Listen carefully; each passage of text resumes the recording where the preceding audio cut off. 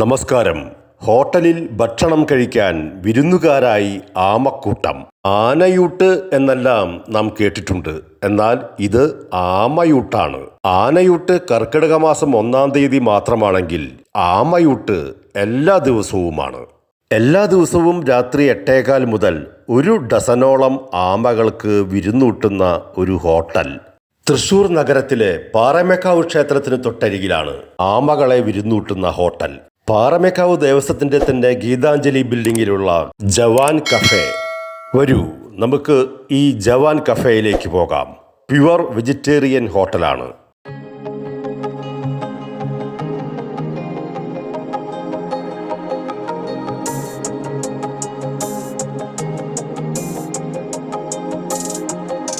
ഹോട്ടലിനു സൈഡിലുള്ള പാസേജിലാണ് ആമകളുടെ വിരുന്നു സൽക്കാരം. രാത്രി 8:15 ആമകളെല്ലാം എത്തിത്തുടങ്ങി. അവയെ ഊട്ടാൻ ഹോട്ടലുടമയായ സന്തോഷേട്ടനും എത്തിയിട്ടുണ്ട്.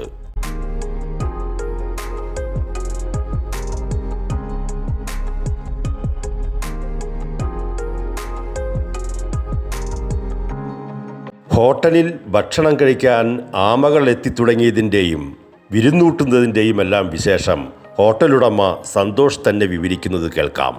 ആമകൾ എല്ലാ ദിവസവും ഇവിടെ വിരുന്നുകാരായി വരുന്നുണ്ടോ? ഇവിടുത്തെ പ്രത്യേകത, ആമകൾക്ക് വൈകിട്ട് 8:15 വരും. വയറ് നിറച്ച് ഭക്ഷണം കിട്ടും.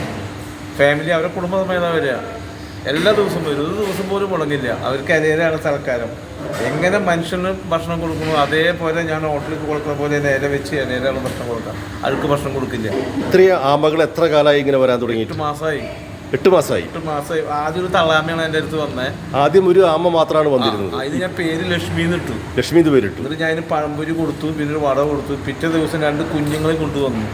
അപ്പം ഞാൻ അതിൻ്റെ അമ്മേനെ പേര് ലക്ഷ്മി ഇട്ട് ഞാൻ അതിൻ്റെ ഇടത്തെ കയ്യിലും തലോടി വലത്തെ കയ്യിലും ഞാൻ ഫുഡ് കൊടുത്തു. എൻ്റെ കയ്യിൽ നിന്ന് വാങ്ങിച്ചു കഴിഞ്ഞു.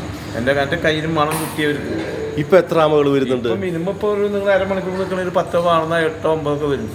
ഇതിപ്പോൾ ഒപ്പം നിങ്ങൾ കണ്ണു മുമ്പേ വന്നുകൊണ്ടിരിക്കുന്നേ. ഈ ആമകൾ എവിടുന്ന് വരുന്നതാ?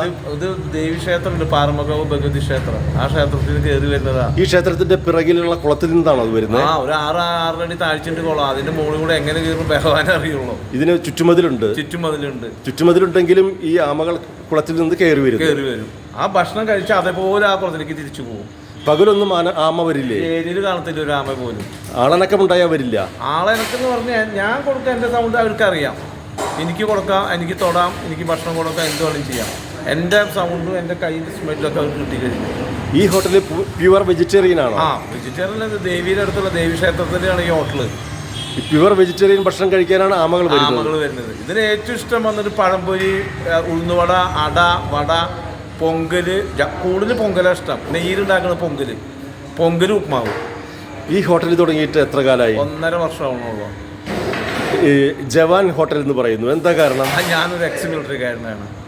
ഏത്? ഞാൻ മദ്രാസ് റെജിമെൻറ്റിൽ 17 വർഷം സേവനം കഴിഞ്ഞ് വന്നതിന് ശേഷമാണ് ഞാനൊരു എക്സ് മിലിറ്ററിയിലെ ഔദ്യോഗികമായിട്ട് എനിക്ക് കുറച്ച് വാഹനങ്ങളുണ്ട്. എന്ത് വാഹനങ്ങളാണുള്ളത്? എനിക്ക് 2 ബസ്സുണ്ട്, ലൈൻ ബസ്സുണ്ട്. പിന്നെ എനിക്ക് 2 JCB, 2 ഇറ്റാച്ചി, ഒരു 5-8 ടിപ്പറുകളൊക്കെ ഉണ്ട്. സ്വന്തം നാടെവിടെ? സ്ഥലം എവിടെ? താണിക്കുളം ഭഗവതി ക്ഷേത്രം. താണിക്കുളം ഭഗവതി ക്ഷേത്രത്തിനടുത്താണ്. ഞാൻ അവിടെ ഒരു 10-15 വർഷം പ്രസിഡൻ്റായിരുന്നു അമ്പലത്തിൻ്റെ.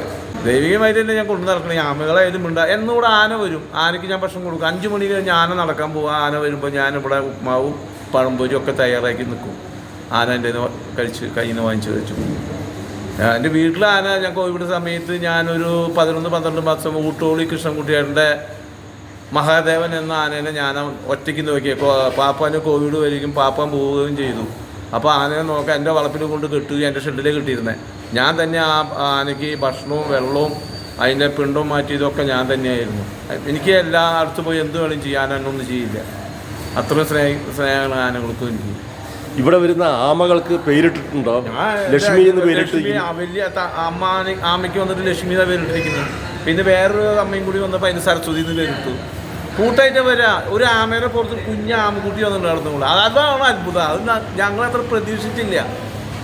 ഇത് ഇത്ര പോകുന്നൊരു ആമക്കുട്ടി. അതുപോലും അവരെ കൂടെ വരിക. എങ്ങനെ വരുന്നത് അതെനിക്കറിയില്ല. ഇതിപ്പം ഞാൻ ആരും പറഞ്ഞില്ല. അവർ വരുന്നുള്ളൂ. ഇത് തന്നെ തന്നെ വരുന്നു, തന്നെ ഭക്ഷണം കഴിക്കുന്നു, തന്നെ പോകുന്നു. ഈ ഗേറ്റിലൂടെയാണോ വരുന്നത്? ഈ ഗേറ്റ് കൂടെ വരിക. ഇതേ ഇവിടുത്തെ 50 മീറ്റർ 75 മീറ്റർ ദൂരമാണ് കുളം. ആ കുളത്തിൽ നിന്ന് ഇപ്പം ഇങ്ങനെ കുറച്ച് കഴിഞ്ഞാൽ അവർ വന്നോളും. ഗേറ്റൊക്കെ ഓഫ് ചെയ്ത് കഴിഞ്ഞാൽ അവർ വന്നു തുടങ്ങും. അവർക്കുള്ള ഫുഡ് ഏതെങ്കിലും ഉണ്ടാവും, അവർ കഴിച്ച് തിരിച്ചു. അതിന് ഉള്ളിലേക്കാനും മുകളിലേ ഒന്നും കെട്ടിടാനും മുകളിലെ പിടിച്ച് നിർത്താനും മുകളിൽ ഒന്നുമില്ല.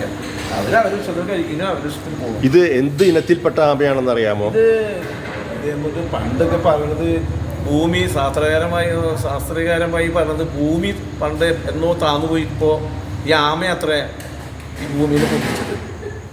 അപ്പം അങ്ങനെയാണ് ഈ എവിടെ പോയാലും വിളക്കുകളുടെ താഴെ ഈ ആമയുണ്ടാവും. അപ്പം ആമ എന്ന് പറഞ്ഞൊരു സങ്കല്പം തന്നെയാണ്, അതൊരു ദൈവികമായ ഇതാണ് ആമ. കുളത്തിൽ പലതരം ആമയുണ്ട്. കാരാമയുണ്ട്, വെള്ളാമയുണ്ട്, പിന്നെ ഡിസൈനുള്ള ആമകളുണ്ട്. അത് ഏത് തരത്തിലുള്ള ആമയെ വരാമെന്ന് എനിക്ക് പറയാൻ പറ്റില്ലല്ലോ.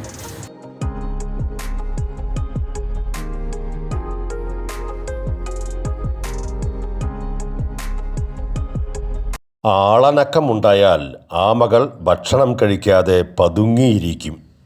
ആരും ശല്യപ്പെടുത്തുന്നില്ലെന്ന് കണ്ടാലേ അവർ തല പുറത്തേക്കു നീട്ടി ഭക്ഷണം കഴിക്കൂ. ഉപ്പുമാവും വടയും ദോശയുമെല്ലാം അവ നന്നായി കഴിക്കും. ആമകൾ ഭക്ഷണം കഴിക്കുന്നത് കാണാനും കൗതുകം തന്നെ.